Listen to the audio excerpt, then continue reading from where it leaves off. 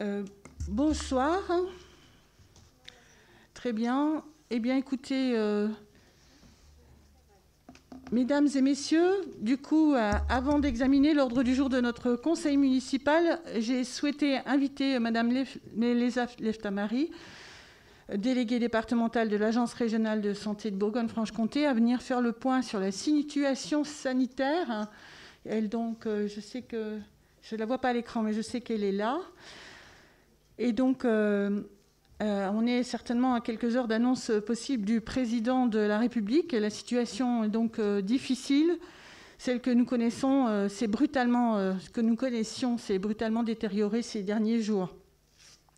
C'est pourquoi il m'a semblé important que Madame Leftamari puisse partager un point de situation à date, bien que nous transmettions régulièrement au président de groupe des synthèses sur la situation épidémique. Et donc, Madame Leftamari, je vous remercie vraiment d'avoir accepté cette invitation et je vous cède la parole pour nous faire un point sur la situation sanitaire. Est-ce que vous êtes connecté? Bonjour, Oui, très bien, vous merci. m'entendez? Très bien, on vous entend très bien. Bonjour à tous et à toutes. Je vous remercie pour votre invitation donc, au sein du conseil municipal. Donc effectivement, la situation globale du département du Doubs sanitaire n'est pas bonne, mais je souhaitais vous partager spécifiquement un point de situation donc sur Besançon, on va dire au sens large au niveau de l'agglomération, parce que c'est ce niveau-là peut-être qui fait sens, mais vous partagez vraiment une vision globale, indépendamment de ce qui va nous être évoqué tout à l'heure. Donc, j'ai préparé quelques diapositives. Je ne serai pas très longue, mais juste pour que vous partagez les chiffres et puis des courbes, c'est plus simple si vous les voyez à l'écran. Je vais tâcher de partager le diaporama. Je vous demande juste un instant. Voilà. Euh, Est-ce que c'est bon pour vous? Est-ce que vous le voyez à l'écran? Très bien. Donc tout d'abord par rapport à la situation hospitalière, donc je n'ai pas vraiment donné de chiffres. Vous dire que en fait la gestion des lits à l'hôpital, donc des lits d'hospitalisation pour cause Covid ou des lits de réanimation, ça se gère globalement à l'échelle de la région Bourgogne-Franche-Comté avec les différents groupements hospitaliers de territoire. Actuellement, là, le chiffre que vous avez, le taux d'occupation en réanimation, il porte sur le département du Doubs et donc essentiellement sur le CHU de Besançon. Et également en termes qualitatifs, ce qui suit, donc le CHU nous fait part d'une situation, on va dire, globalement tendue, d'une fatigue en fait des équipes soignantes avec là, cette crise qui dure donc, depuis maintenant plus d'un an. Donc, depuis la semaine dernière, nous avons une augmentation des appels pour cause Covid au SAMU, ainsi qu'une augmentation du nombre de passages aux urgences, ce qui n'était pas le cas précédemment. Mais surtout, un point également qui nous a été évoqué par le CHU, ce sont des difficultés de garde d'enfants consécutives aux fermetures de classes dans les écoles, car comme vous le savez, donc le virus circule beaucoup dans Besançon et dans l'agglomération, des classes ferment, enfin un certain nombre de classes sont fermées et donc ça peut occasionner des difficultés et c'est plus en projection si la situation épidémique venait à se dégrader davantage, une conséquence collatérale pour faire fonctionner l'hôpital, c'est de trouver une solution pour la garde d'enfants. Donc là, je vous l'évoque parce que ça peut être un point de discussion avec la collectivité. Donc là, pour vous situer nos indicateurs de circulation virale et situer le département du Doubs par rapport au niveau national et par rapport à la région. Donc le taux d'incidence en population générale, il est à 408 pour 100 000 habitants. Donc ce sont en fait des valeurs en semaine glissante et vous avez la période là pour laquelle ça a été calculé. Ce qui est important de noter, c'est que cette incidence, elle est en augmentation pour la population générale, mais que le taux d'incidence pour les plus de 65 ans demeure stable. Également, le taux de positivité des tests est en augmentation. Donc là, on a un faible nombre de tests parce que c'était le week-end. Mais sinon, la semaine dernière, nous étions à plus de 6 000 tests de réalisés au niveau du département du Doubs, donc vraiment une pression très élevée des dépistages. Donc, ce qu'il faut retenir, c'est qu'on a un taux d'incidence très élevé qui est au-dessus des seuils d'alerte, au-dessus de la moyenne régionale et de la moyenne nationale, et donc au même niveau que le département de la Nièvre pour ce qui concerne notre région. Et notre taux de positivité des tests, il est également en augmentation. Donc en fait, cette mauvaise situation épidémiologique, elle a un facteur d'explication possible, mais pas le seul, mais l'un des facteurs, c'est la circulation importante de variants, les variants britanniques et les variants sud-africains et brésiliens. Donc là, sur cette diapositive, ce que vous pouvez voir, c'est qu'en fait, le variant britannique est devenu majoritaire dans le département à près de 80% des tests positifs. Et la spécificité du département du Doubs, ce n'est plus tout à fait vrai aujourd'hui, parce que je vois que la Haute-Saône nous a rattrapés. C'est sur la part de variants, et même dépassé, sur la part de variants sud-africains, qui est à 11%, qui était à 15% la semaine dernière, et pour le département du Doubs, qui est tiré par la situation de Besançon. Donc, je vous le montre là, c'est au niveau des résultats de criblage du variant sud-africain ou indéfini. Donc, vous avez la cartographie de la région et le code couleur, c'est en date de test. Donc, le orange, c'est le plus récent. Donc, on voit que vraiment au niveau de donc le variant sud-africain, il est globalement sur tout le département du Doubs, mais il est quand même en nombre beaucoup plus concentré sur l'agglo de Besançon. Et on voit qu'il commence à diffuser également en Haute-Saône. Ça, c'est relativement récent. S'agissant de la dynamique épidémique, donc là, c'est vraiment une courbe. Il faut que vous regardiez tout d'abord la courbe rouge, qui est la courbe d'incidence pour la population générale. Donc, ce qu'on voit, c'est qu'on est vraiment sur une tendance depuis la fin du mois de février à l'augmentation, que nous avons eu vers le 20 mars peut-être un palier dans cette augmentation, et c'est au moment où les décisions ont été prises de la mise sous surveillance renforcée du département et non pas de mesures comme la Nièvre. Par contre, juste après, nous avons vraiment eu toute cette forte augmentation avec donc une courbe qui est vraiment en hausse. On voit bien que cette courbe d'incidence suit le nombre de dépistages et le nombre de nouveaux positifs trouvés.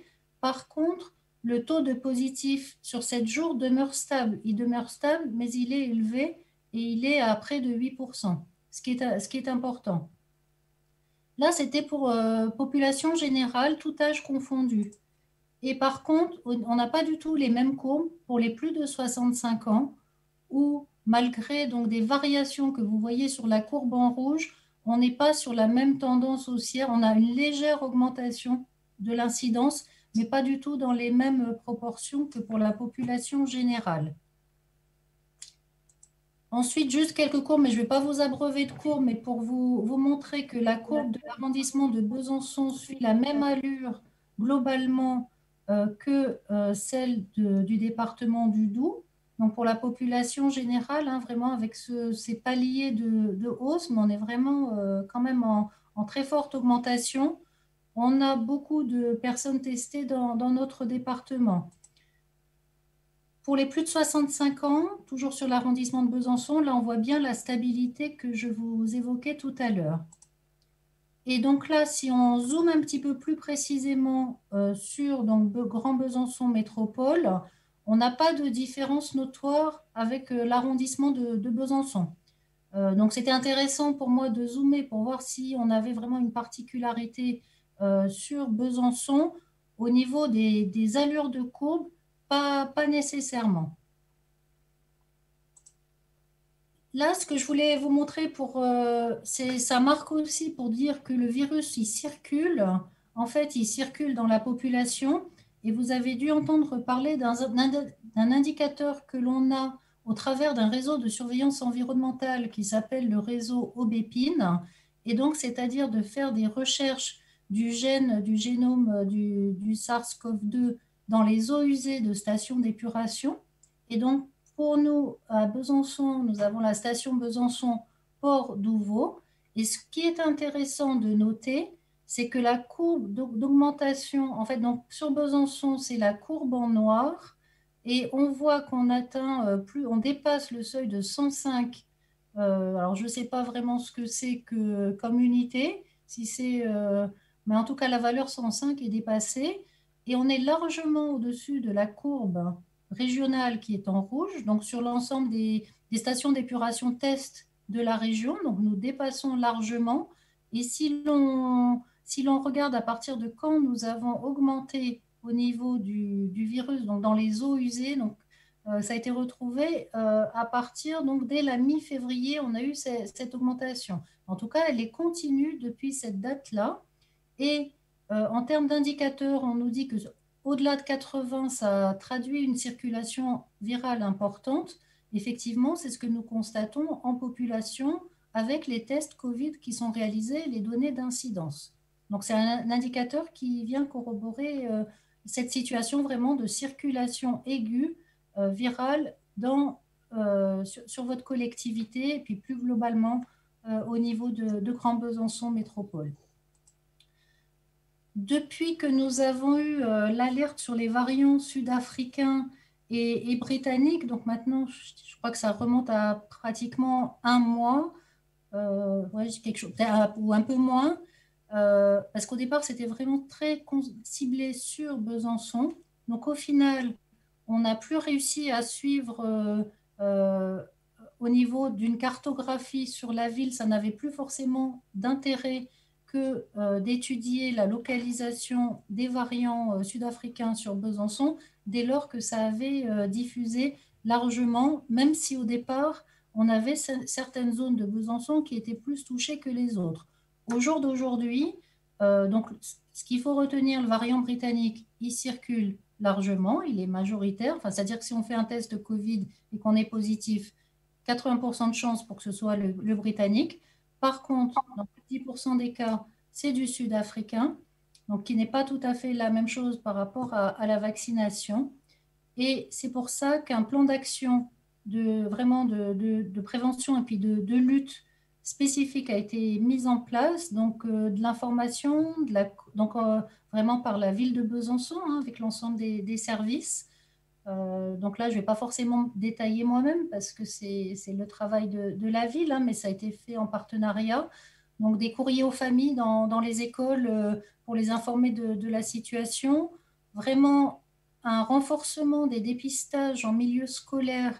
Donc vous avez certainement été concerné en tant que parent parce que enfin, un grand nombre d'écoles ou collèges ou lycées ont été concernés par du dépistage sur Besançon. On a vraiment priorisé Besançon au démarrage du fait de cette situation des variants et donc les tests ont été réalisés, ce qui a conduit à la fermeture de nombreuses écoles, enfin classes, pardon. Et puis des actions de médiation qui nous ont apparu vraiment importantes et nécessaires, à savoir qu'il faut trouver des moyens de toucher la population autrement que par de l'incantation sur les gestes barrières. Enfin, tout le monde en a assez, on a du mal, on a du mal à faire passer les messages. Et donc là, ça passe par des techniques particulières, enfin vraiment de la prévention, de la médiation. Nous avons des médiateurs de lutte anti-Covid, le service, la direction hygiène santé également mène cette politique de prévention.